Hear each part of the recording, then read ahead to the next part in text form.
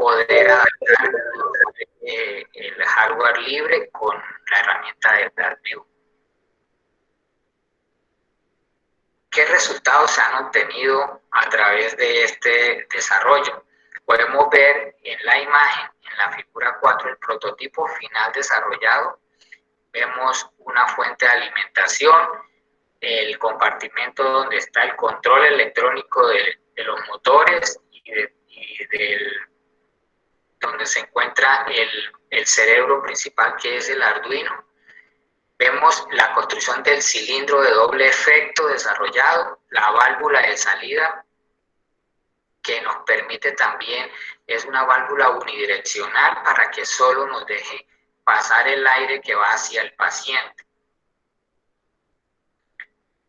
Tenemos ahí el módulo de acople para poder adaptar el émbolo del cilindro al sistema de desplazamiento mecánico, y vemos ahí el sistema guía, que son unas varillas de acero en la cual sirven para guiar el émbolo y se puede obtener un desplazamiento con precisión.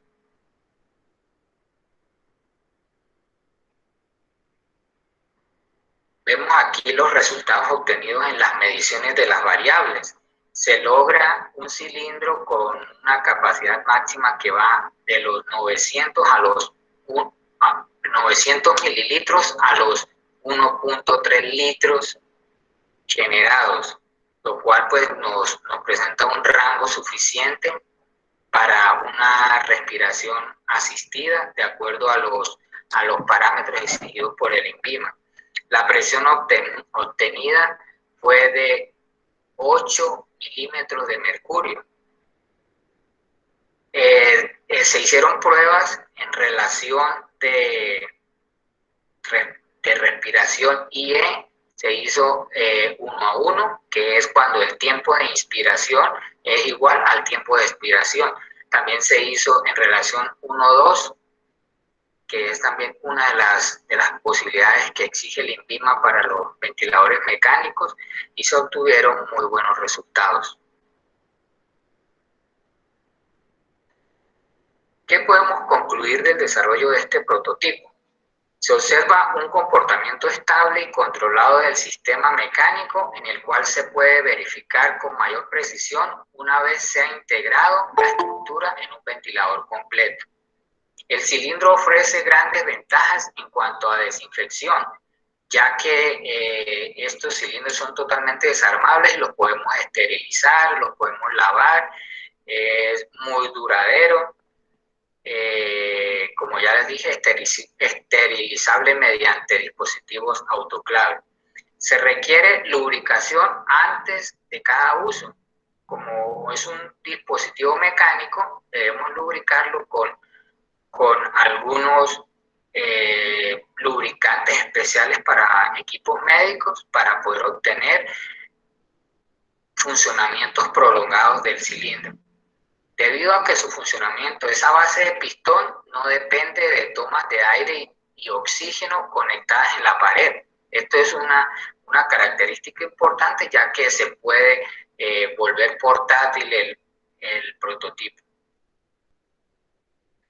La base del sistema es emular la respiración con ayuda de un cilindro de doble efecto. En este caso, el sistema mecánico de un motor paso a paso combinado con un microcontrolador, quien regula la velocidad y frecuencia del sistema. Entre las características para la producción del prototipo encontramos: requiere de mecanizado rápido para su construcción. Los componentes en general son de bajo costo y fácil adquisición.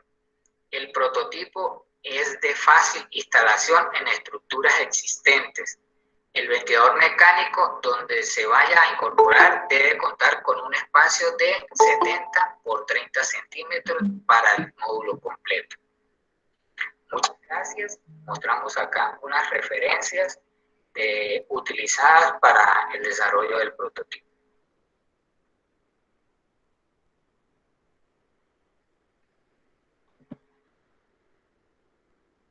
Muchas gracias a nuestro ponente Ulber Rodríguez.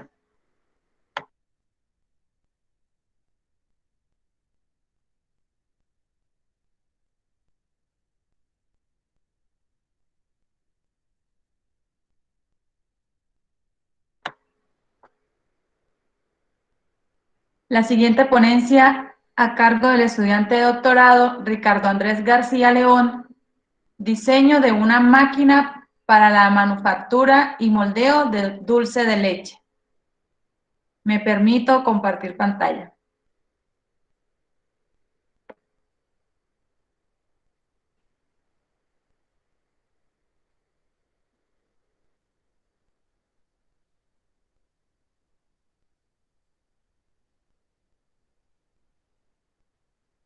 Bueno, muy buenas tardes para todos. Mi nombre es Ricardo García y en esta ocasión traigo los resultados de una investigación terminada titulada Diseño de una máquina para la manufactura y moldeo de dulce de leche. Como contenido se tiene lo que es la introducción, metodología, resultados, discusiones, conclusiones y referencias. Entonces, como introducción, se tiene que actualmente muchas de las microempresas se genera la producción de las panelitas o dulces de leche de forma manual, lo que hace que se reduzcan los tiempos de producción, la calidad del producto, la salubridad, por lo tanto la seguridad y salud en el trabajo de los trabajadores. Entonces, hoy en día la optimización del proceso se realiza mediante el uso de cintas transportadoras que se han utilizado en gran medida por ser un medio de transporte que satisface ampliamente el requisito de estos requisitos que mencioné anteriormente, en comparación con otros sistemas que han demostrado que son más costosos en comparación con este sistema de cintas transportadoras. Como metodología, en este caso se utilizó la metodología del proceso de diseño mecánico, en donde se definió y planeó el proyecto, luego de formar el equipo de trabajo, desarrollar tareas de investigación de mercado, formar el equipo de diseño y se aprobó el plan. Se definieron las especificaciones de diseño, identificando los clientes, los requerimientos, evaluando la competencia, las especificaciones de ingeniería y estableciendo metas de diseño para posteriormente generar el diseño conceptual de la máquina acorde a todas las necesidades específicas por el cliente. Generando conceptos, evaluando los conceptos, se definieron diferentes conceptos, pero se obtuvo un concepto ganador, documentando y comunicando a los clientes los posibles diseños, y finalmente se aprueba un diseño para el desarrollo de producto, que esta es la fase en donde ya está involucrada la segunda fase que estamos trabajando, que sería su posterior construcción de la máquina. Todo esto involucrado generando productos, desempeño, costo, la producción, presión sobre el producto y todos los soportes. Entonces, en este caso ya tendría que ver con toda la cadena de suministro en soporte de vendedores, mantener también energía, soporte a consumidores y pues ya con todo lo que tiene que ver con el desarrollo ya del proceso de ventas. Pues como metodología, para el desarrollo de este proyecto se aplicó una investigación de profundidad descriptiva porque será posible obtener la información requerida a través de una descripción precisa de las actividades y procesos para llevar a cabo diseños necesarios especificando las necesidades, las propiedades importantes y relevantes para la construcción de la máquina. Bueno, esta investigación tiene un enfoque mixto porque se basa en una serie de cálculos y mediciones, logrando un diseño correspondiente con las especificaciones de diseño y las necesidades de los clientes. Generalmente los proyectos de diseño mecánico forman parte de una necesidad requerida por el cliente y la primera decisión es seleccionar el proyecto a desarrollar, que surge a través de acuerdo con el equipo de diseño. Existen diversas herramientas en el estudio de alternativas a seleccionar. A esta fase de diseño se le conoce como descubrimiento del producto. Entonces, ya basado en todas todos los requerimientos del cliente. Posteriormente se genera un plan de proceso de diseño mecánico. Una vez seleccionada la necesidad de satisfacer y la planificación del proyecto, se procede a reunir los requerimientos del cliente teniendo en cuenta todas las variables, las partes involucradas de forma directa o indirecta sobre la producción de estas panelitas de leche o dulce de leche. Al término de esta fase se generan las especificaciones de ingeniería y esta forma de establecer conceptos de diseño, los cuales deben satisfacer los requerimientos del cliente para establecer metas de diseño del producto y terminar esta fase procede con el desarrollo del producto. Entonces, en este caso, en la parte de concepto de diseño se tuvieron toda la parte de concepto de diseño mecánico, de diseño mecánico para el cálculo de los engranes, los ejes, el material con el cual se va a fabricar, la tolva y demás elementos principales que constituyen esta máquina. Entonces, inicialmente, para el desarrollo de esta máquina, se tuvieron en cuenta las dimensiones actuales con las cuales se fabrican las panelitas de leche, que son de 0,06 centímetros por 3,5 centímetros de diámetro con un espesor aproximado de 7 gramos. Se tuvo en cuenta que era una masa inicial viscosa con una temperatura de aproximadamente 100 grados centígrados, con una masa que se vuelve consistente con una temperatura aproximadamente de 30 grados centígrados, que es ideal ya para realizar este proceso de moldeo de las panelitas. Posteriormente se utilizó una balanza digital para medir pues, los 7 gramos que pesaba cada panelita y de esta manera poder distribuir en el rodillo y bajo esta condición se obtuvo que el rodillo podría generar 63 unidades de panelitas. Posteriormente a esto, como resultado se utilizaron teorías de diseño mecánico para calcular los elementos principales de la máquina, que son resumidos en esta tabla 1, y pues estas ecuaciones tienen que ver una con cada otra, ¿no? Entonces, inicialmente se tuvieron en cuenta las presiones y velocidades del molde, el número de panelistas que se podían fabricar, ya en el caso de los engranajes, mínimo número de dientes, el diámetro de los piñones, el radio de los engranajes, los módulos, la distancia entre los centros de los ejes, los perfiles de los dientes, los factores dinámicos y demás consideraciones de diseño que se tuvieron en cuenta para lograr el diseño de esta máquina. ¿Okay? Entonces, posteriormente, pues se tuvieron en cuenta las ecuaciones anteriores, teniendo en cuenta detalles y consideraciones de diseño basadas en las especificaciones y necesidades de los clientes. Y se muestran resultados, en este caso, las presiones del molde de 30 psi, velocidades, el número total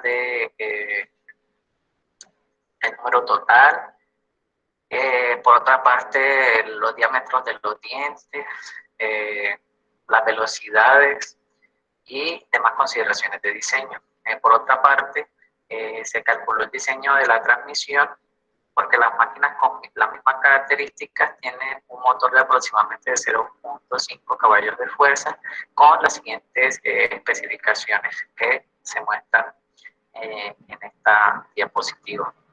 Entonces, luego de esto, de haber seleccionado ya todos los elementos constitutivos de la máquina, haber especificado el motor, se determinó o se seleccionó el tipo de material con el que iba a ser construido la máquina y la parte del sistema de bandas para la producción de bandas o cinta transportadora para el conformado de estas panelitas. Entonces, en este sentido, se utilizó el acero comercial IC 1020 para la fabricación de la estructura y los elementos de la máquina, debido a las óptimas propiedades mecánicas y técnicas que tiene este material, teniendo en cuenta el libro de Shigley y demás especificaciones de otras referencias. De esta manera, para la cinta transportadora, se utilizó el teflón como material que, debido a que tiene alta resistencia al calor, es aislante, no se corroe, además de que como es un producto comestible debe tener ciertas características que brinden una buena salubridad a este material. Entonces, específicamente resistente a ácidos, hidrocarburos, diversos disolventes, a luz solar, humedad, incluso a temperaturas mayores de 300 grados centígrados. Posteriormente a esto, teniendo en cuenta el proceso de diseño mecánico, pues el diseño conceptual de la máquina se muestra en las siguientes diapositivas, iniciando con, como se muestra en la figura 3, el diseño conceptual de la máquina, el cual cuenta de una tolva, el sistema de engranaje que se encuentra aquí, que está, no se puede visualizar, los rodillos, el sistema de banda, pues la estructura ya del material. Entonces cabe resaltar que para un trabajo aproximado de 10 horas de la máquina es posible obtener una producción total de aproximadamente 9.000 panelistas por día, teniendo en cuenta pues todas las especificaciones de diseño y mantenimiento que se le debe realizar a este equipo. Entonces, este es el sistema de bandas con sus diferentes especificaciones. Cuanto a geometría, cabe resaltar que para el desarrollo de todos estos planos y dibujos se tuvo en cuenta o se utilizó el software SolidWorks para la realización de todos estos dibujos. Esta es la especificación del rodillo y el eje, de los cuales fueron utilizados 2 ejes, 2 rodillos que hacen posible la formación de conformado de estas panelistas circulares. En este sentido, el eje junto con el rodillo, teniendo en cuenta especificaciones de diseño, estos fueron los diámetros de cada uno de ellos. Y para el caso del diseño conceptual de la tolva, esta tolva tiene una capacidad de aproximadamente 18.200 centímetros cúbicos con un rendimiento del 12%, debido pues, a las especificaciones y condiciones de esta mezcla de dulce de leche, ¿no? El peso de las panelistas sobre la cinta transportadora diseñada puede soportar una carga máxima de 60 kilogramos con la finalidad de no exceder o saturar el proceso de conformado de estas panelistas con el rodillo. Posteriormente, se calculó la masa para determinar el peso total de las panelistas sobre el rodillo y teniendo en cuenta que la máquina fue para un trabajo diario de 10 horas al día. Entonces, como conclusiones, se tiene en cuenta que los cálculos específicos se realizaron para elementos constitutivos de la máquina de moldeo mediante teoría de diseño mecánico, con lo que fue posible definir un diseño óptimo según las necesidades de las microempresas, en este caso de los clientes que necesitaban esta máquina. El diseño de los engranajes y del sistema se realizó con un acero comercial IC1020 para un mejor desempeño, debido a que son engranajes rectos por su excelente facilidad para transmitir velocidades bajas y velocidades medias. Tener en cuenta que los rectos son de gran aplicación cuando se requiere transmitir el movimiento de un eje a otro paralelo y cercano.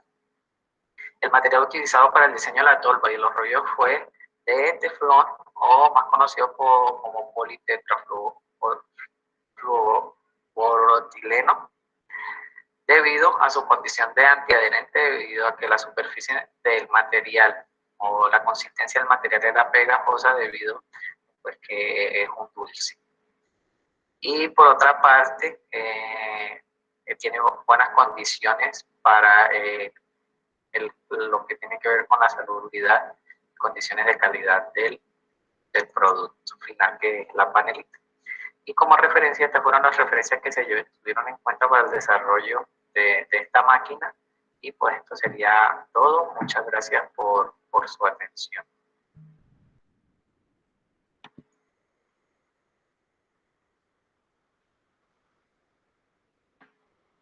Muchas gracias a todos los ponentes y participantes y asistentes, perdón.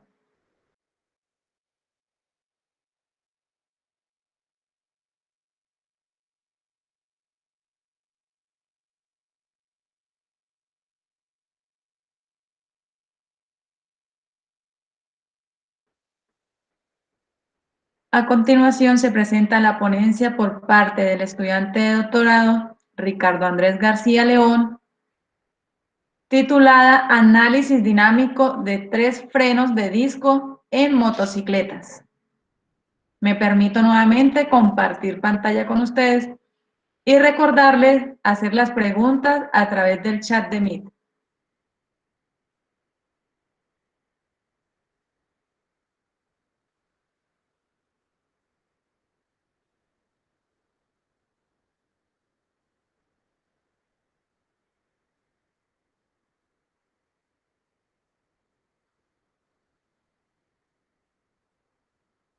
Bueno, muy buenos días para todos. Mi nombre es Ricardo García. El día de hoy voy a presentar los avances y resultados de una investigación terminada titulada Análisis dinámico de 3 frenos de disco en motocicletas.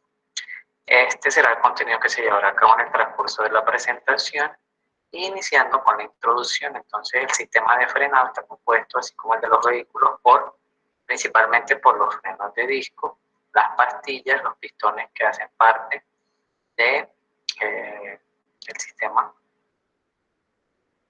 canalizadores o mangueras, la bomba de donde está el líquido de frenos y los pedales que está en la parte manual o con el pie. Así como en el automóvil, los frenos de disco en conjunto con las pastillas de freno hacen que se genere la detención total o parcial del vehículo. Entonces, ¿esto qué ocasiona? Que estén influenciadas teorías de transferencia de calor, tanto así también como de teorías dinámicas en el comportamiento de la motocicleta. Entonces, de interés evaluar o analizar estos comportamientos con la finalidad de optimizar estos sistemas de frenado. Como metodología, pues se tuvo en cuenta esta metodología de diseño, en donde se tuvo en cuenta el sistema real, que pues, en este caso serían diferentes tipos de motocicletas, realizar un modelo bajo teorías matemáticas de diseño, modelar el sistema, construir teorías aproximadas, o en este caso también se pueden utilizar simulaciones en software especializado, realizar predicciones teóricas, comparar y mejorar la teoría. En este caso, pues, evaluar o proponer una mejora de este tipo de sistemas. Entonces, durante el frenado, la energía cinética y potencial del vehículo se transforman rápidamente en energía térmica mediante los frenos. El movimiento del vehículo permite la disipación del calor por convección y radiación, y cuando se produce un frenado intenso o repetitivo hace que la temperatura aumente significativamente hasta alcanzar un límite específico como temperatura de saturación, que depende de la capacidad de disipación térmica del disco de freno. Entonces, esta temperatura de saturación está influenciada por el tipo de geometría y el tipo de material del freno.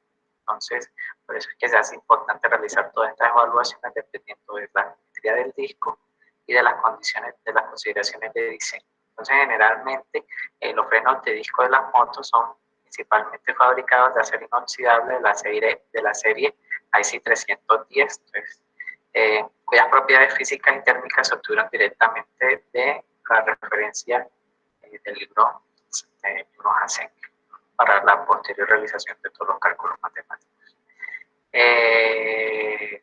Como metodología, la figura 3 muestra los 3 frenos de disco utilizados que cuentan con diferentes geometrías, que fue un freno de disco de una motocicleta B115, una AKTC PI 135 y una GS 150, y con su respectiva pista transversal.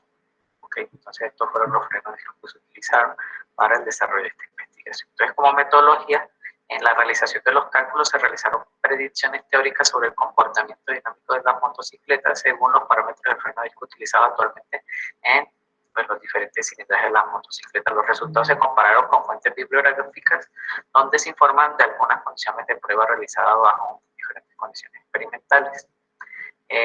Para el análisis realizado no se incluyó el límite de saturación, dado a que se asumen condiciones ideales de frenado, como una velocidad máxima de 80 km por hora y un ambiente con una temperatura de 25 grados centígrados.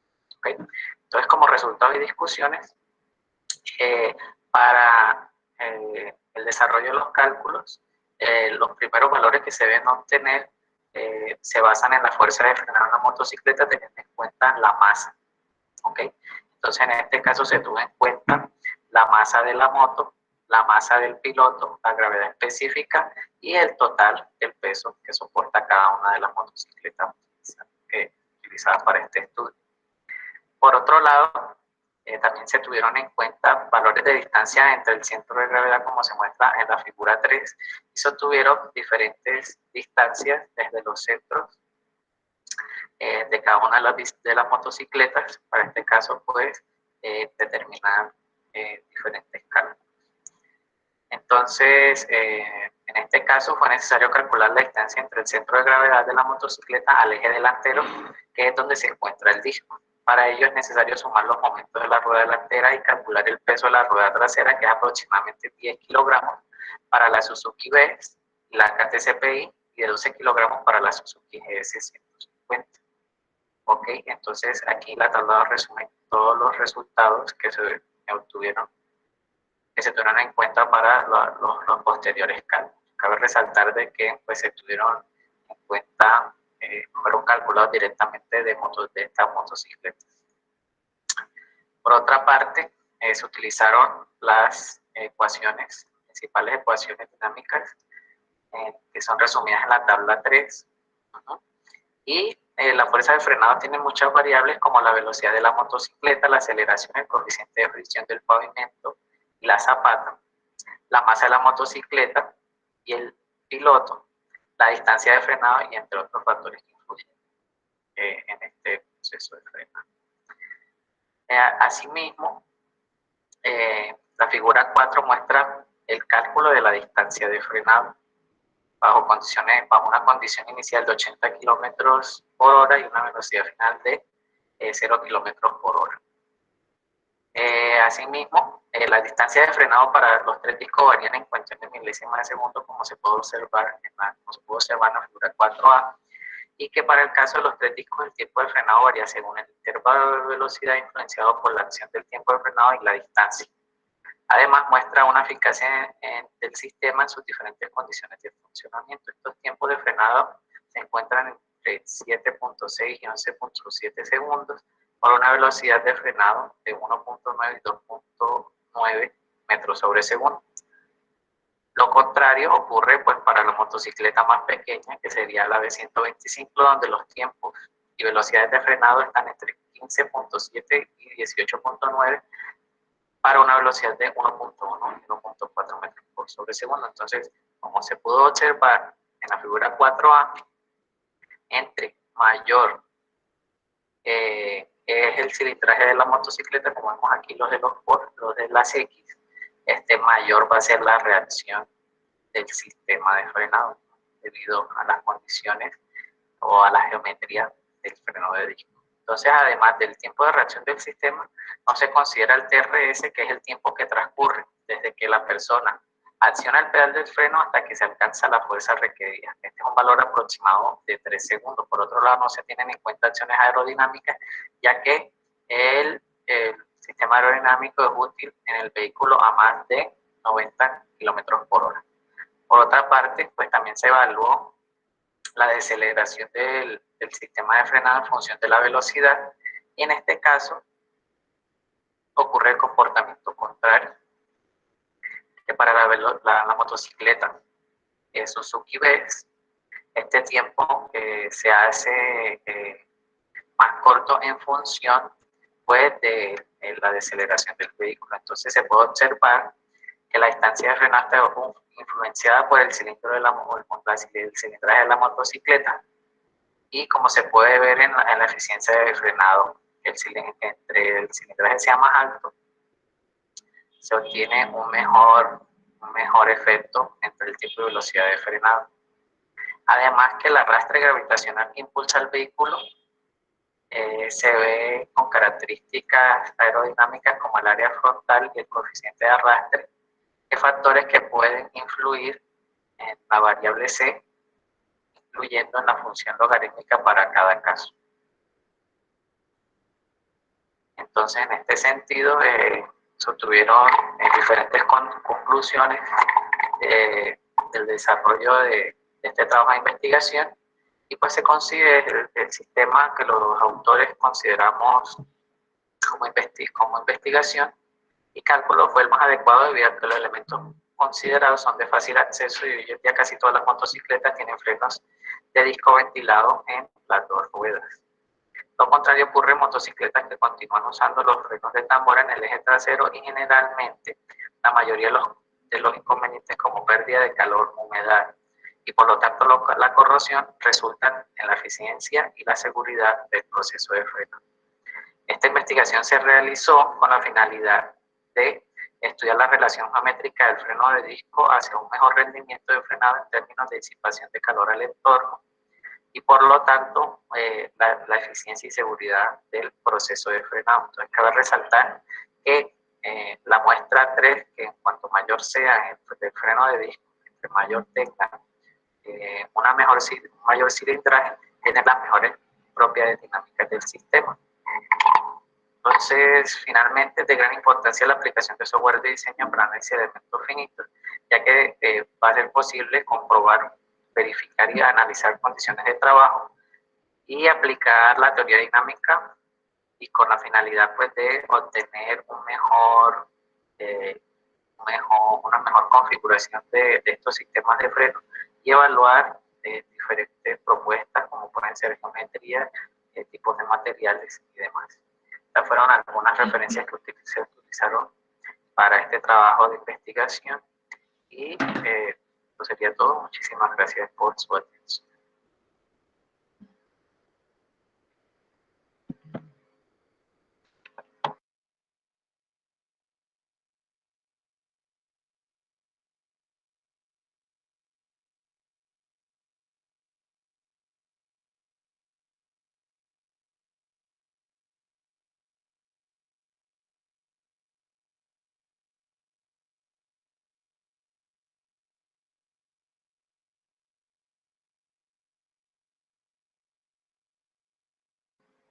Recordarles hacer las preguntas a través del chat de Meet. Y lo invitamos a diligenciar el formato de asistencia. Le recordamos que este proceso es fundamental para su certificación.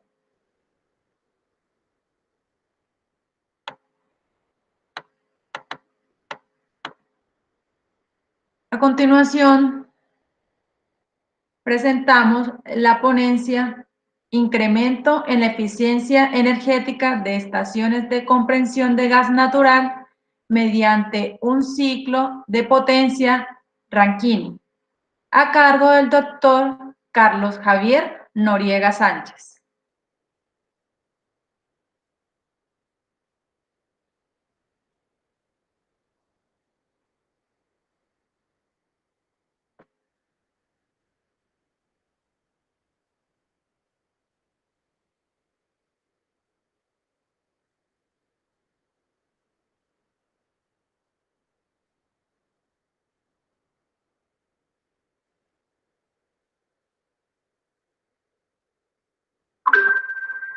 Cordial saludo. Voy a pasar a las ideas principales del trabajo de investigación titulado Incremento en la eficiencia energética de estaciones de compresión de gas natural mediante un ciclo de potencia Rankine, cuyos autores fueron los profesores Hernando Alexander Yepes Tumay, Faustino Moreno Gamboa y quien les habla, Carlos Javier Noriega Sánchez. La siguiente será el contenido a ser abordado en esta presentación. Iniciaré con la introducción, seguido los objetivos, la metodología del trabajo, los principales resultados, las conclusiones y las referencias que dan a disposición para quien quisiese consultar de donde fueron utilizadas para realizar el trabajo. Para nadie es un secreto el impacto la influencia del hombre en los cambios climáticos que se han venido acentuando en las últimas décadas. Estas actividades producidas por el hombre generalmente encuentran su mayor impacto al ambiente en las actividades de tipo industrial. Las actividades de tipo industrial son responsables en gran medida del calentamiento global, especialmente porque ellas utilizan combustibles fósiles para sus actividades industriales y producen grandes emisiones de gases de efecto estufa, principalmente el CO2. Sin embargo, muchos de los subproductos que se derivan de la quema de combustibles fósiles son emitidas al ambiente, particularmente en forma de calor residual, específicamente gases de combustión. Estudios indican que el 50% de la energía que es utilizada es desperdiciada al ambiente en forma de estos subproductos de calor residual. Particularmente también una gran cantidad inúmeros inúmeros procesos en los cuales se derivan gases de combustión poseen temperaturas adecuadas para ser utilizadas en otros subprocesos, por ejemplo, en operaciones de cogeneración. Y de allí radica una de las principales preguntas del trabajo: ¿es posible utilizar los gases de combustión para generar electricidad? En ese sentido, fue tomada como ejemplo una estación de compresión que es utilizada para comprimir, aumentar la presión del gas que es transportado desde el punto de extracción hasta los puntos de distribución. Conocemos que pues, hay una distancia enorme entre estos dos puntos y por tanto es necesario que ese gas natural esté comprimido o deba ser comprimido en varias estaciones a lo largo de ese tramo de gasoducto. Entonces, el principal objetivo de este trabajo es evaluar el incremento de la eficiencia energética de una estación de compresión de gas natural mediante un ciclo de potencia Rankine, siendo que este ciclo de potencia Rankine utiliza como fuente de calor, fuente energética, los gases que son emitidos por una estación de compresión que fue utilizada como ejemplo. Y para ello, para alcanzar su objetivo general, fue necesario desarrollar esos tres objetivos específicos. El primero de ellos, determinar los fluidos de trabajo más adecuados para generar electricidad con fuentes de calor residual, con los gases de combustión, modelar termodinámicamente el ciclo, tanto de potencia Rankine y potencia Brayton, que vamos a identificar más adelante el porqué de estos ciclos, y finalmente identificar la potencia máxima producida por los fluidos de trabajo que son utilizados en cada uno de estos ciclos de potencia.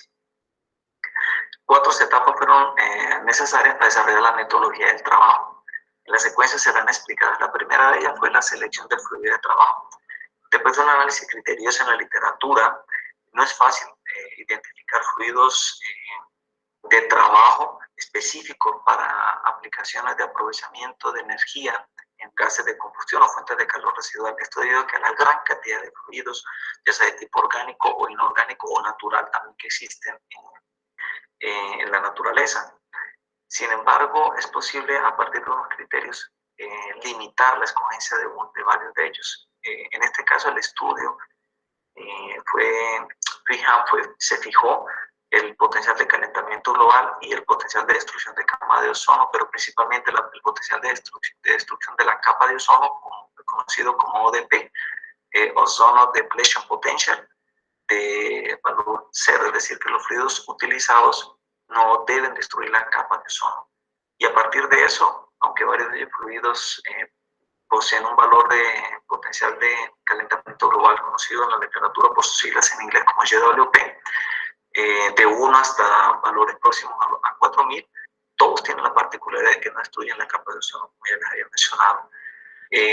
Entre estos fluidos es posible identificar varios de tipo hidrocarburo, de refrigerante, orgánicos conocidos como HFC-DC, es decir, que tienen entre sus componentes hidrógeno, flúor y carbono, y fue seleccionado el CO2 como un fluido natural, un refrigerante natural, es abundante en la naturaleza, pero a diferencia de los otros fluidos, pues el potencial de calentamiento global es unitario, ya que todos los fluidos son tomados con referencia en este indicador con el CO2. La particularidad del CO2 en aplicaciones de ciclo de potencia ha sido destacado en las últimas décadas, particularmente en la última década, porque el CO2 es un fluido promisor para aplicaciones de generación de potencia debido a las propiedades termofísicas que él posee, especialmente cuando está supercrítico.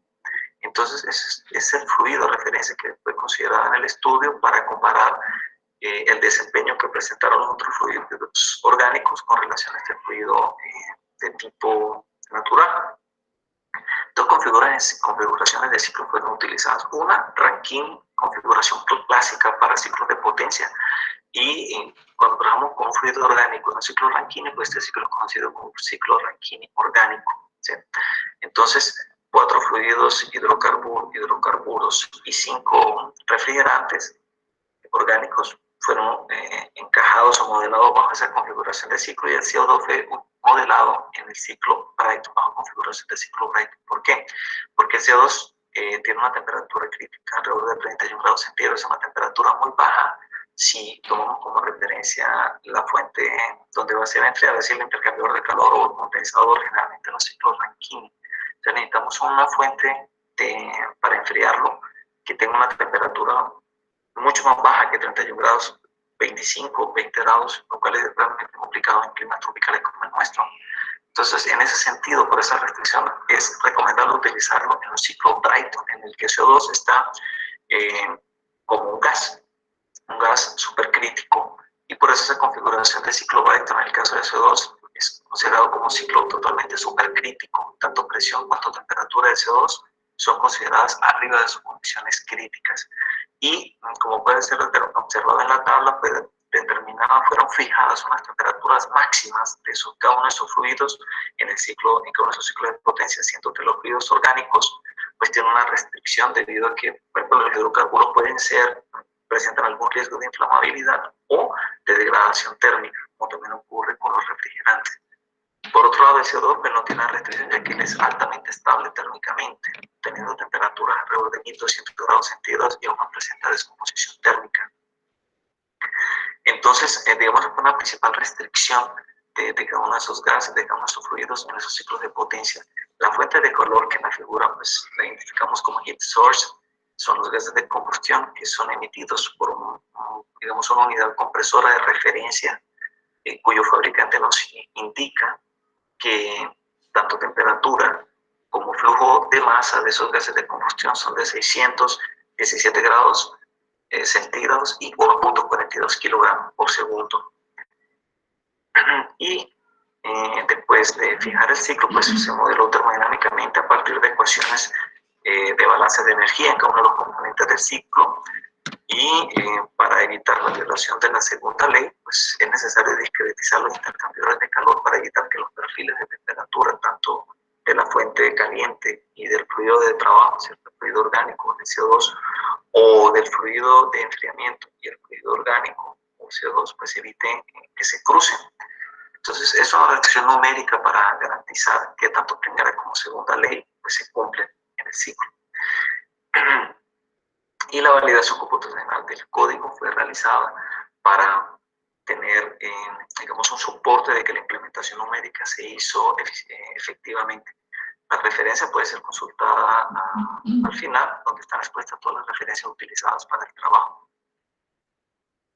Tres valores o digamos tres variables son destacadas entre los resultados y son presentadas acá, particularmente la potencia neta, la potencia total que puede ser extraída de esos gases de combustión, la presión de trabajo máxima que cada uno de esos fluidos necesita para que el ciclo produzca la mayor potencia y finalmente el flujo de masa que necesita cada uno de esos fluidos para producir la potencia máxima. Es importante destacar y recordar aquí que a diferencia del ciclo Rankine, ¿cierto? En el ciclo Brayton, pues no se utiliza una bomba, sino que se utiliza un compresor. Esto, en cierta medida, pues sabemos que para comprimir un gas pues, necesitamos mucho más potencia que la que se requiere para comprimir un líquido. Esa es la ventaja del ciclo Rankine. Entre los resultados, conforme presentado en la figura, se puede percibir que el tolueno, ¿cierto? Es el fluido orgánico que mayor potencia produce, seguido por el CO2. Son los dos fluidos que mayor potencia total se producen, generan a partir de esos gases de combustión a los niveles de temperatura y flujo de masa que anteriormente mencioné. En la secuencia tenemos los otros tres fluidos orgánicos, hidrocarburos, y finalmente los fluidos refrigerantes. ¿Sí? Digamos, este resultado es posible, digamos, identificarlo a partir de las temperaturas máximas que cada uno de esos fluidos tiene al ser operado en el ciclo. Cuanto mayor temperatura pueda alcanzar el fluido, mayor potencia puede producir. Y, digamos, ese es el talón de Aquiles de los fluidos refrigerantes, ¿cierto? Digamos, tenemos cierta restricción con relación a la temperatura máxima que ellos pueden ser sometidos en el ciclo. Alrededor de 170 kilovatios podría estar generando el tolueno y 148 kilovatios con relación al CO2. La presión óptima, observen que esto es particularmente en función de cada fluido de trabajo. Los hidrocarburos son los que menores presión de trabajo máxima para generar potencia máxima necesitan. El CO2 es todo lo contrario. Observen que necesitaría alrededor de una potencia cercana a los 100 megapascales para producir aquellos kilovatios que les comenté en la figura anterior, en ese intermedio, siendo entre el CO2 y los fluidos hidrocarburos, tenemos los fluidos refrigerantes. Tenemos ciertos niveles de presión elevados cuando comparados con el tolueno o con el hexano, por ejemplo. Entonces, una particularidad de cada fluido, de que cada uno de ellos pues, tiene su presión y su presión crítica máxima. Los hidrocarburos están alrededor de 4 o 5 megapascales de presión crítica, los refrigerantes tienen una presión crítica mayor y en el CO2 tenemos una presión crítica alrededor de los 7 megapascales, una presión crítica mucho mayor cuando comparada con los refrigerantes y los hidrocarburos. El flujo másico es una variable importante porque cuanto más flujo de masa necesito, pues obviamente eso es un criterio económico a ser considerado a la hora del proyecto del sistema, que es una desventaja para los refrigerantes. Para los hidrocarburos, pues son relativamente baratos en el mercado y son los que menor cantidad de flujo de masa necesitan en el ciclo. El CO2 está en un valor intermediario entre los refrigerantes y los hidrocarburos. El que menor flujo de masa necesita es el tolueno. Entonces, a partir de esos tres resultados principales, podemos concluir que la simulación, el estudio demuestra el potencial que tienen esos gases de escape de la estación de compresión para ser utilizados y, por tanto, aumentar la eficiencia energética de la instalación. Siento que los fluidos refrigerantes son los fluidos, digamos, que no son adecuados para el caso de estudio con relación a la producción de potencia e, infelizmente, por el hecho de necesitar una cantidad de flujo de masa mayor, pues obviamente con relación al costo es un talón de Aquiles de estos fluidos. Y finalmente, los valores de eficiencia térmica del tolueno y el CO2 oscilaron alrededor del 21-20% y por tanto son los fluidos que mejor aprovechan la energía disponible en los gases de combustión de la estación de compresión. Quiero agradecer a todos por la atención en nuestro trabajo. A continuación, en ese slide se presentan las referencias utilizadas en el trabajo y espero haber pasado las ideas principales a lo largo de estos minutos de presentación. Muchas gracias.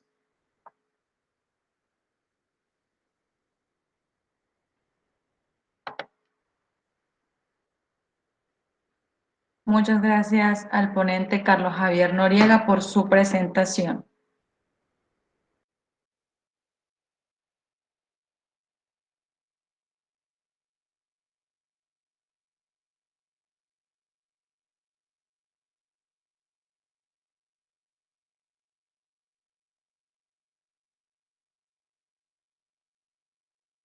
Nuevamente recordarles que a través del chat de Meet pueden realizar las preguntas a las diferentes ponencias de la segunda sesión.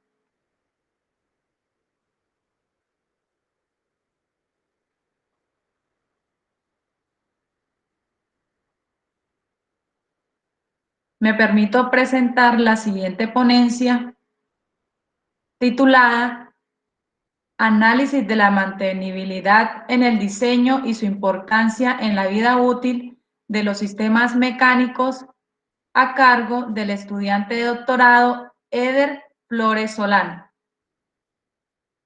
Me permito nuevamente compartir pantalla.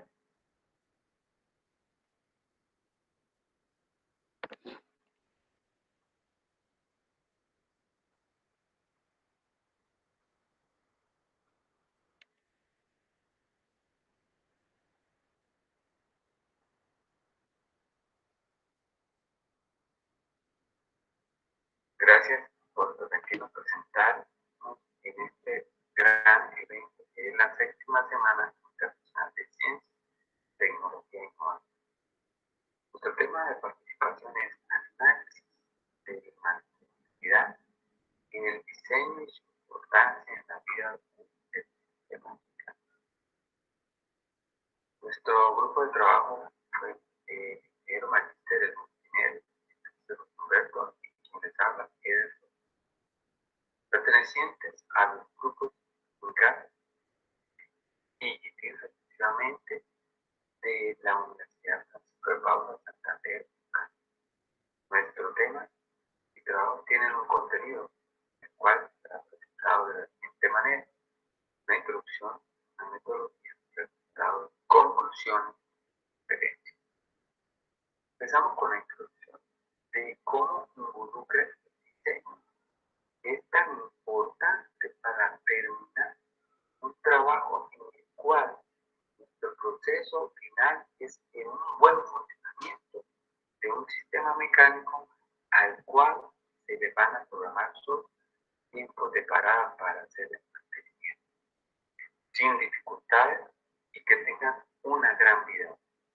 Entonces, para esto se tienen que definir algunos elementos, que es el diseño mecánico, un conjunto de actividades coordinadas para dirigir, controlar una organización en los relativo. Pero el diseño mecánico en sí es definir una necesidad, planificar, planear todo el proceso desde la etapa de la esencia, su problemática, prever, ya vimos aquí prever no solamente en sino posterior al funcionamiento del equipo, estructurar, organizar, proyectar y gestionar. Va asociada al desarrollo satisfactorio de una función. Cumplir satisfactoriamente significa que el uso se muestre útil, seguro, cómodo, atractivo, manejable, fiable, de fácil mantenimiento, competitivo, con adecuada relación, calidad y precio. Para nosotros, nuestro punto de vista siempre es fiable, de fácil mantenimiento. Eso es lo que conlleva nuestra esencia para lo que llamamos la mantenibilidad. Es importante. Entonces debemos construir una estructura grande de la disponibilidad personal, en la cual están dadas lo que ya hablamos, la fiabilidad, ¿cierto?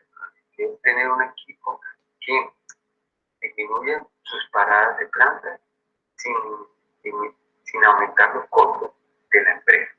Mantenibilidad, y es la parte de la esencia de para que dentro de la estructura del diseño se programen a futuro procesos de mantenimiento que sean de manera fácil y que den una larga vida útil. ¿Vale? Y una logística de soporte, porque ya hablamos del proceso de mantenimiento en sí, cómo se va a organizar el proceso de mantenimiento para que funcione y nos dé una buen trabajo. Dentro de ello, pues nosotros en nuestra red de comunidad operacional que tenemos, la fiabilidad va relacionada intrínsecamente con el diseño, ¿cierto? Y es nuestra parte esencial, y también la mantenibilidad, relacionada también con el factor humano. Dentro de ello va a haber coordinación de una planificación que va a realizar con profesionales del área de, en este caso, diseño mecánico, ¿cierto? Y en caso de mantenibilidad, que también serán personas de mantenimiento que estarán involucradas en el proceso de la construcción, diseño y construcción del equipo. Y la logística mantenimiento, la organización. Entonces acá ya lo relacionamos. Esta unidad operacional va a afectar las dos primeras, la fiabilidad y mantenibilidad por el diseño del sistema, y la segunda va dependiente de la organización responsable del mantenimiento. Para nuestro objetivo, en el cual el tema principal es cómo estamos afectando nuestro funcionamiento del equipo, ¿sí? Pero dependiendo de cómo afectamos el sistema, ¿cierto? Si eso va a ser relacionado completamente, va a llevar a una buena mantenibilidad. Otra de nuestras visiones es la funcionalidad, la capacidad inherente de un elemento o sistema para desempeñar una función requerida con unas prestaciones específicas cuando es usado según su especificación, ¿cierto? Entonces, en el caso de esto, es una matriz que hemos acá estado de funcionamiento y estado de fallo. En este caso, estado de funcionamiento, todo equipo cuando ya es entregado para operación va a tener, a no ser que sea un equipo que sea desechable, una navegabilidad, otro tipo de elementos, pero los elementos esenciales que tenemos nosotros es que siempre van a tener un funcionamiento, pero también siempre se va a programar una parada para su mantenimiento. Entonces esto va a ser casi la vida útil de un elemento que tenga en su función paradas de planta para su mantenimiento, para mantener su vida. El proceso de mantenimiento y es un conjunto de tareas de mantenimiento realizadas por el usuario para mantener el sistema durante su vida. Posterior, cuando se entrega, el equipo tiene sus tareas programadas de mantenimiento. La disponibilidad es una característica que resume cuantitativamente el perfil de funcionalidad del elemento. La mantenibilidad como determinante de disponibilidad consecuente. Esta mantenibilidad tan consecuente con la disponibilidad debe diseñarse para mantenibilidad. Tenemos que diseñar con ayuda de mantenimiento para poder tener unos en los cuales vamos a involucrar factores principales del logro de alto nivel de la disponibilidad operativa del equipo. En realidad, la mantenibilidad es una dimensión de la fabricación.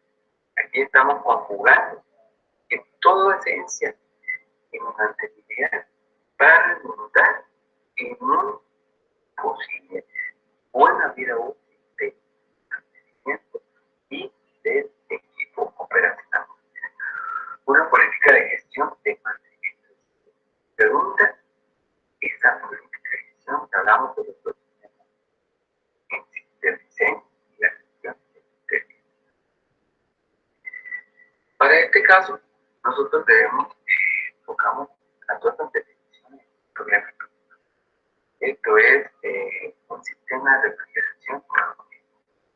A grosso modo, los sistemas están dados por algunos elementos en los cuales tenemos elementos de baja presión, un evaporador, compresor, un evaporador condensador y unos elementos de alta presión cuando ya condensamos vapores líquidos para volver al sistema. Como hablamos de cerrado, podemos volver a tomar para hacer elementos de refrigeración. Los principales elementos son una zona ampliadora, un tanque de almacenamiento de azúcar, en este caso de amoníaco, un elemento de alta presión, una válvula de funcionamiento para poder hacer pasos de diferentes sistemas.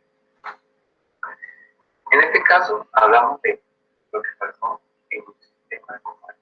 Entonces, presentamos la problemática. En enero de 2009 aproximadamente, el técnico de coordinador de mantenimiento se encontraba en la sala de máquinas realizando el plan de mantenimiento programado e instalaciones de un ventilador del blower de la torre de condensación. En este caso, estamos haciendo una parada de planta programada para hacer el mantenimiento.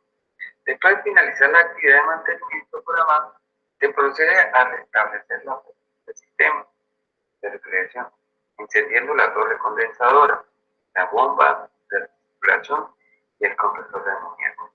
Al pasar 10 minutos en operación de todos los equipos, se aumenta la presión de la torre condensadora, generando que se libera una de las válvulas de seguridad del equipo, en este caso expulsando amoníaco en fase gaseosa, causando la atención y afectación de la operación del sistema porque hubo evacuación de personal. Esta es la problemática que se presentó en esta planta. Según eso, se hizo un análisis de fallo donde encontramos que podíamos hacer un análisis de por qué, aunque se puede hacer un diagrama de causa-efecto, pero encontramos que esto nos podía dar una solución. Entonces empezamos a hacer una pregunta: ¿por qué se generó la fuga de amoníaco? ¿Por qué se disparó la válvula de seguridad? ¿Por qué se disparó la válvula de seguridad? Porque no se ejecutaron las protecciones de seguridad del compresor, no se tuvieron en cuenta. ¿Por qué no se activaron las protecciones de seguridad del compresor? Porque el sistema de seguridad de control estaba debilitado. ¿Por qué el sistema de seguridad estaba debilitado? Porque estaban funcionando en mal estado. ¿Cierto?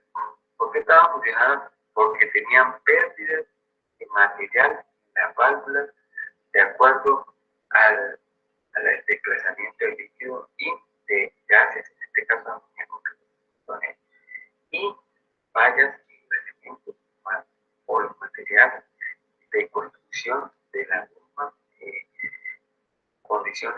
por donde se encontraban las fallas, que en este caso fue compresor.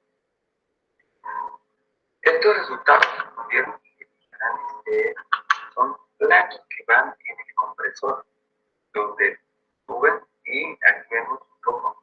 Vean, tenemos líquido, ¿cierto? Y aquí tenemos vapor, y ese vapor entra y empujado, empuja, abre la válvula y inmediatamente la cierra.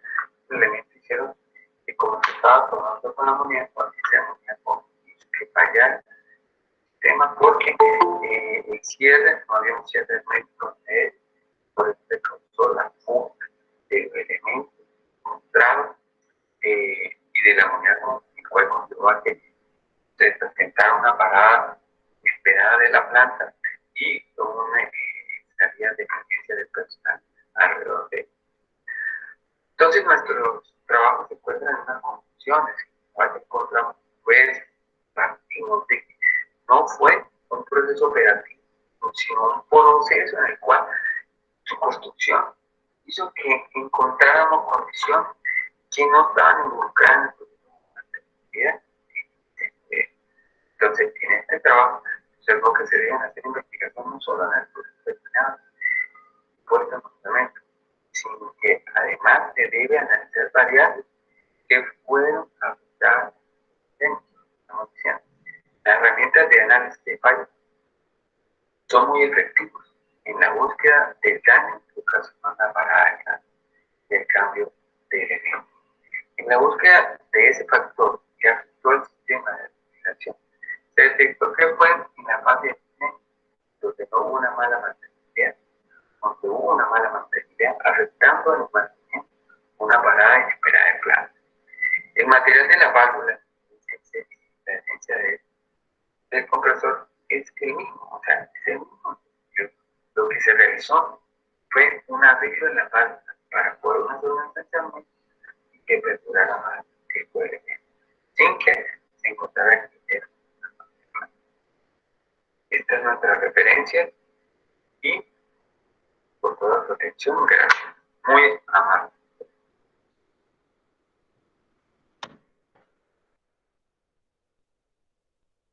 Muchas gracias al ponente Eder Flores.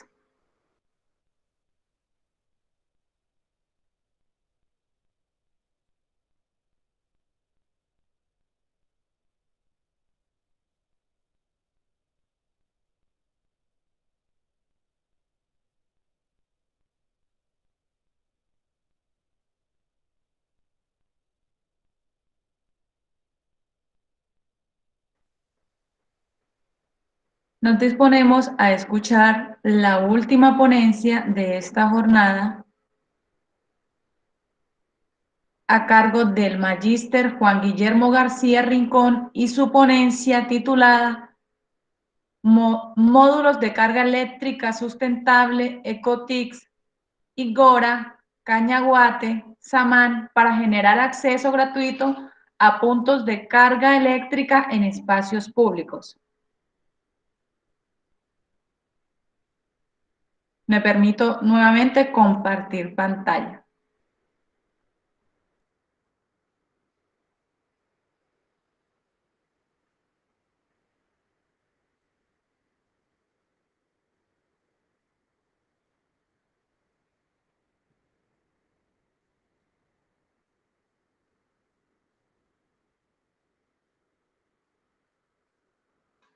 Cordial saludo, gracias por dejarme participar en la 7ª Semana Internacional de Ciencia, Tecnología e Innovación.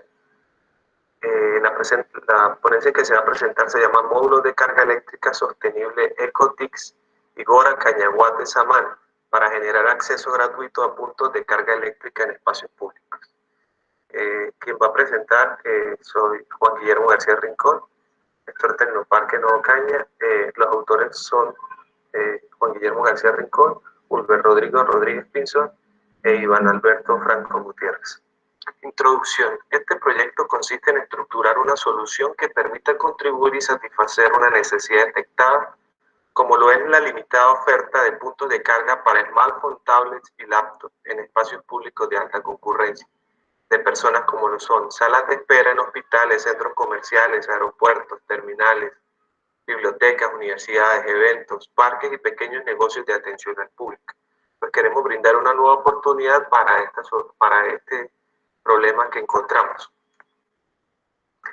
La reglamentación de la Ley 1715 del 2014 nos dice que la cual regula la integración de las energías renovables no convencionales al sistema energético nacional. Dicha ley genera una oportunidad de negocio para empresarios y usuarios que quieran participar de esta migración tecnológica. Metodología. Cine Industria Limitada es una empresa de la región Centro Oriente, participante de la convocatoria SENA Colciencias número 851, línea de fomento a la innovación y desarrollo tecnológico en la empresa.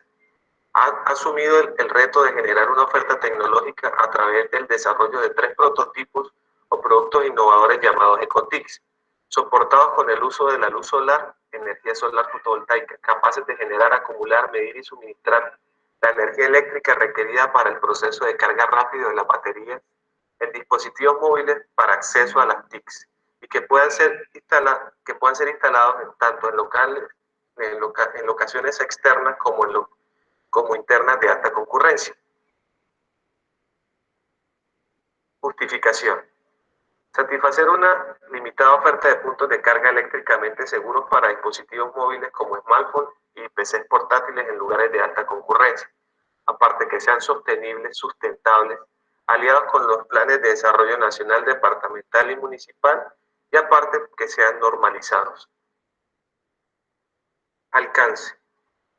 Se definen en tres parámetros: requerimientos, objetivos y metas. Para los requerimientos se definen especificaciones técnicas, especificaciones de diseño, normativa, análisis de proveedores, pruebas y ajustes y un personal calificado para el desarrollo de los prototipos. Objetivos: diseñar los planos de los 3 prototipos. Segundo objetivo: construir 3 prototipos. Tercer objetivo: crear una aplicación llamada EcoCity. Cuarto objetivo: la validación del funcionamiento técnico y la aceptación al público de los 3 prototipos. Meta: desarrollar 3 prototipos llamados EcoTICs como producto innovador de la empresa Cine Industria para generar acceso gratuito a puntos de carga eléctrica en espacios públicos de la ciudad de Cúcuta. ¿Qué es EcoTICs? ¿Para qué sirve? Ventajas y funcionamiento. EcoTICs se desprende de 3 palabras: eco, que significa ecología; TICs, que significa tecnología de la información y comunicación; y S, sostenible. Los EcoTICs son árboles que van a ser usados en ambientes internos y externos, que van a tener un funcionamiento para dar acceso gratuito de puntos de carga eléctrica. Esos dispositivos van a tener esa estructura para ser usados en ambientes armónicos con espacios que puedan ser definidos de acuerdo a su necesidad. Entre esos espacios, el primero, el cañaguate, va a tener una estructura para un ambiente interno y externo. Su estructuración pues tiene elementos suaves con acabados en madera, en los cuales pues va a tener una pantalla frontal donde se va a ubicar publicidad del usuario final o del cliente, en el cual pues va a pretender dar toda su información. Debajo de esos paneles frontales van a encontrar esos puntos de carga y unos asientos donde las personas se pueden ubicar y pueden interactuar con los árboles. El Ixora pues tiene una estructura un poco más sencilla y en su parte interna van a tener los puntos de carga eléctrica para su funcionamiento. En la parte lateral van a tener un espacio de publicidad donde el inversionista pues va a poder ubicar toda su publicidad para que pueda tener una mayor divulgación. El tercero, el samán. Los samanes pues van a ser ya prototipos mucho más robustos, en los cuales van a tener una estructuración externa donde pues se puede vincular en cada uno de sus lados una pantalla de ubicación donde ellos van a tener monitores interactivos donde se puede generar esa comunicación con el usuario final y la interacción de esa persona que quiera interactuar con el prototipo. También pues tiene en su parte intermedia los puntos de carga eléctrica y unos asientos donde van a tener la ubicación en cada uno de ellos para que las personas puedan cómodamente sentarse en ellos y aparte generar esa interacción de publicidad y de un aprovechamiento del uso de carga eléctrica gratuita. Funcionamiento. Los ECOTICS funcionan a partir de un inversor cargador regulador de 24 voltios a 3000 vatios de potencia nominal, con cargadores de batería de 50 amperios y con reguladores de carga de 30 amperios para módulos solares.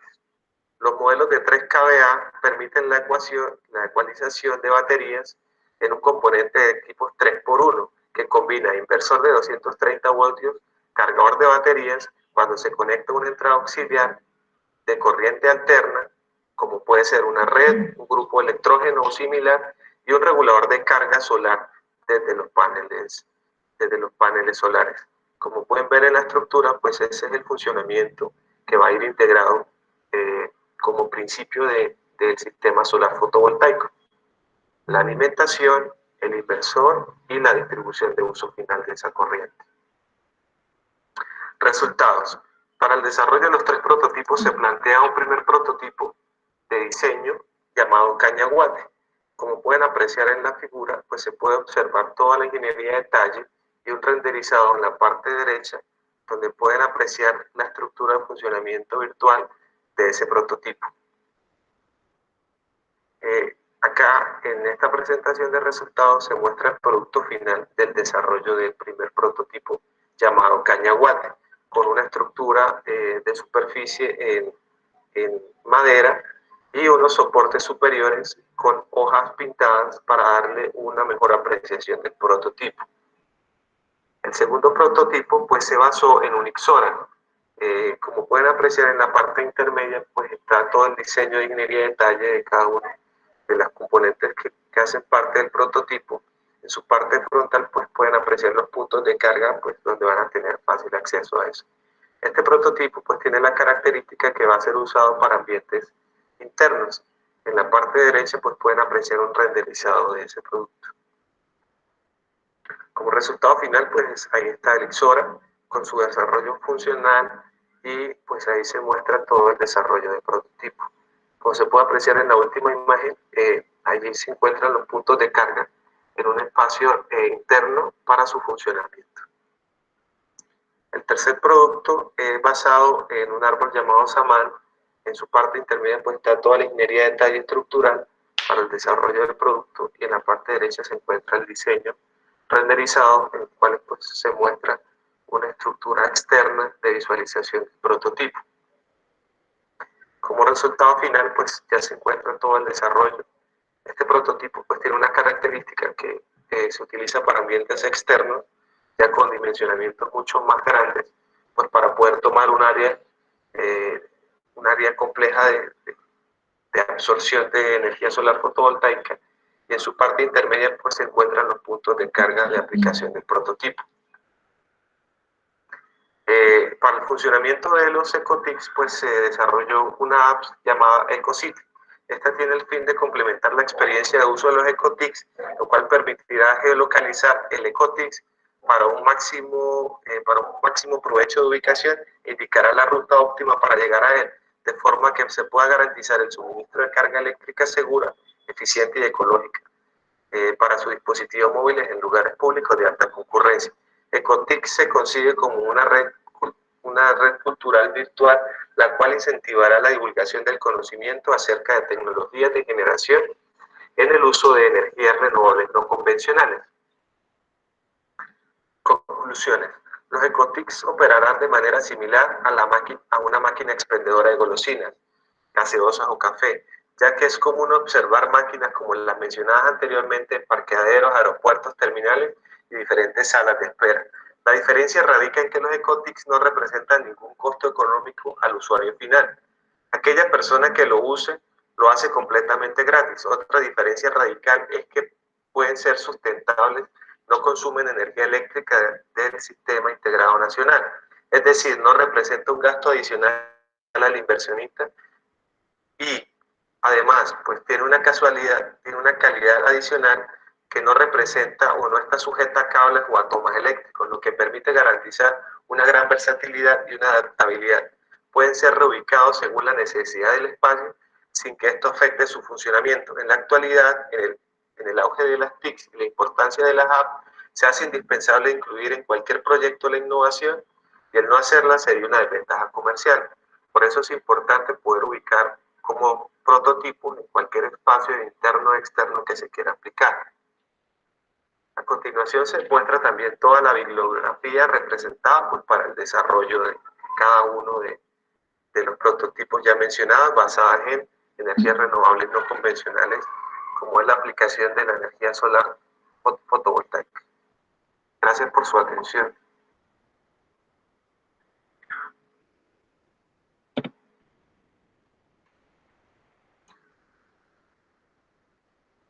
Muchas gracias a todos los ponentes y asistentes.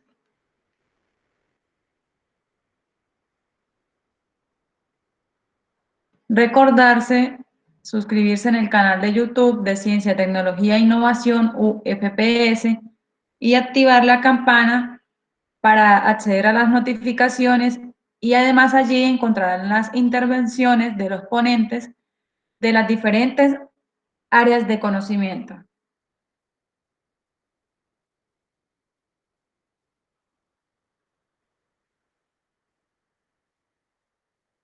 Damos por finalizada la segunda sesión y vamos a al conversatorio de rondas de preguntas.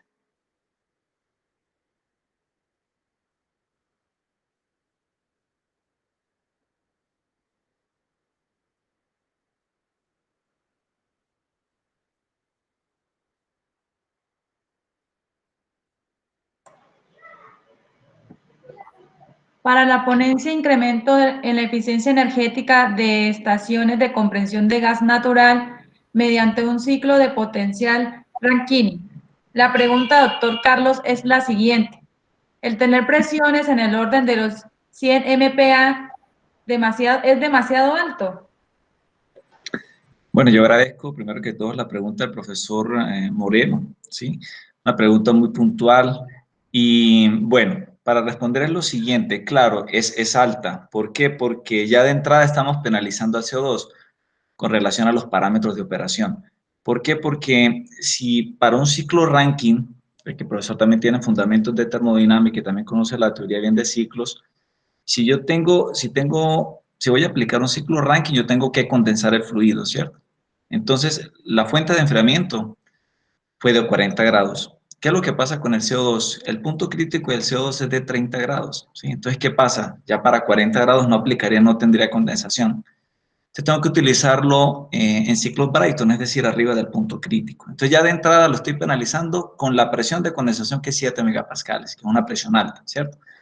Pero para colocarlos en contexto, por ejemplo, para un intercambiador de calor que utilice agua en un ciclo de potencia, yo voy a tener aproximadamente 22 metros de área, 22 metros cuadrados de área, para tener eficiencia alrededor del 38%. Con un ciclo de CO2, a pesar de tener niveles de presión tan altos, yo voy a tener intercambiadores de calor con un área de 4 metros cuadrados. Entonces, la gran versatilidad del CO2, que a pesar de operar con presiones elevadas, pues él tiene una compacticidad muy baja, ¿sí?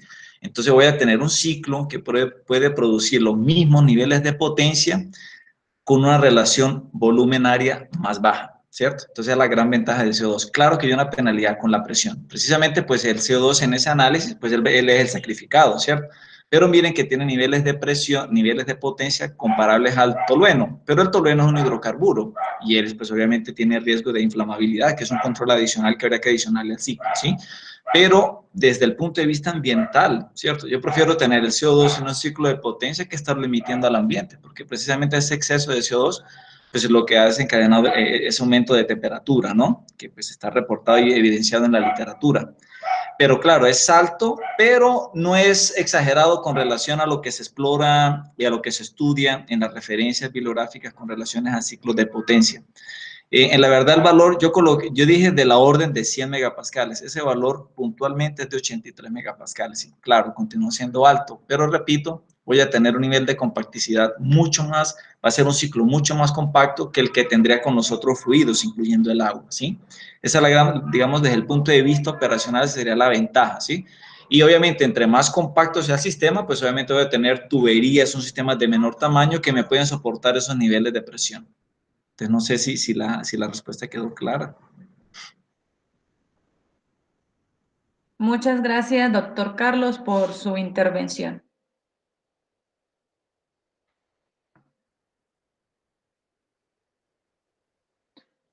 A la ponencia análisis de la mantenibilidad en el diseño y su importancia en la vida útil de los sistemas mecánicos, encontramos 3 preguntas. La primera es, ¿qué variables influyen en la mantenibilidad de un sistema?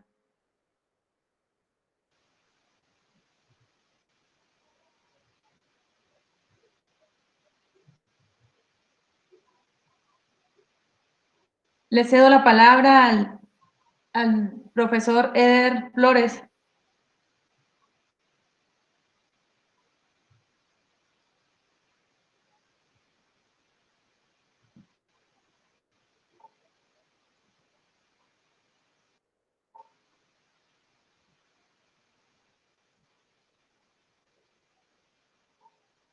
Profe Eder, lo escuchamos.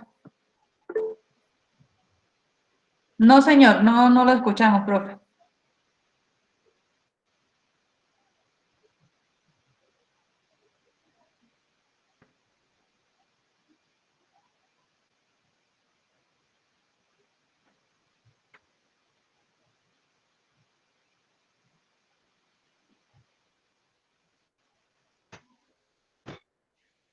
¿Aló? Ahora sí, profe.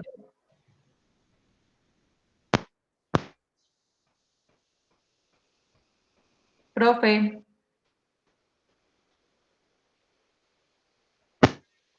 Sí, buenas. Lo Buenas escuchamos. tardes. Que tenía problemas en el micrófono, en los audífonos. Entonces, Sí, señor. en ese caso, pues sabemos que para el doctor Darío González, pues la idea era que en este caso nosotros tenemos que ver que partimos de que todo mantenimiento debe estar para un equipo debe tener una programación. Esa programación debe ser, digamos, a un largo plazo durante el transcurso de vida. Entonces, eso de mantenimiento tiene que ver con la parte operacional del equipo. Pero la parte de mantenibilidad tiene que ver con la parte de diseño. Todo lo que tenga que ver con diseño, con la selección de materiales para la construcción, con los procesos en los cuales voy a fabricar ese sistema o ese producto, la aplicación de normas, de todas estas normas, reglamentaciones de acuerdo, así, dependiendo del sistema. Entonces, todo eso conlleva a que toda esta parte de mantenibilidad influye en el diseño mecánico y por consiguiente va a estar dada para el, digamos, el sistema completo y el mantenimiento. La segunda pregunta, ¿cuál es? ¿Qué diferencia hay entre mantenibilidad, disponibilidad y confiabilidad? Le cedo Bueno, la palabra. la confiabilidad es la probabilidad de que el equipo realice correctamente su función durante un rango de tiempo, ¿cierto? Es posterior al diseño. La disponibilidad es la probabilidad de que el equipo se encuentre operativo cuando sea requerido. O sea, que eso debe ser programado durante la etapa del diseño. Y la mantenibilidad es la probabilidad de que el equipo pueda ser reparado o mantenido en el tiempo esperado. Eso ya es que dentro del diseño se programe todos los procesos de mantenimiento en un lapso de tiempo estimado para que no haya pérdidas ni parada de plantas ni pérdidas económicas durante el sistema. Y Profe, la tercera pregunta, ¿qué teorías de diseño o de mantenimiento pueden ser aplicadas para garantizar la disponibilidad de la válvula o sistemas? En ese caso nosotros pues, estamos en esa etapa y vamos a hacer un análisis, el llamado análisis de falla por fatiga del elemento, encontrando que después de eso vamos a hallar un factor de seguridad del elemento y un ciclo de vida de él para posteriores programaciones de parada del equipo ya programadas para el cambio de esta válvula. Eso es lo que pensamos aplicar, que todavía estamos en esa etapa. Muchas gracias, profe, por su intervención a las preguntas realizadas.